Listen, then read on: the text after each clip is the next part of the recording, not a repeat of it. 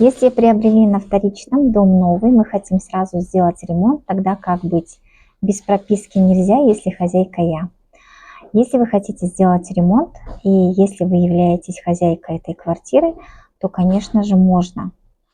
Другое дело, если вы не являетесь собственницей квартиры, но хотите сделать ремонт, тогда вам надо будет прописаться в этой квартире.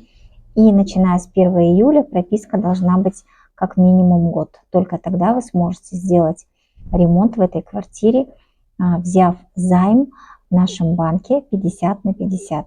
Оценочный показатель должен быть равен как минимум 2,5. С подтверждением доходов вы сможете оформить займ на ремонт.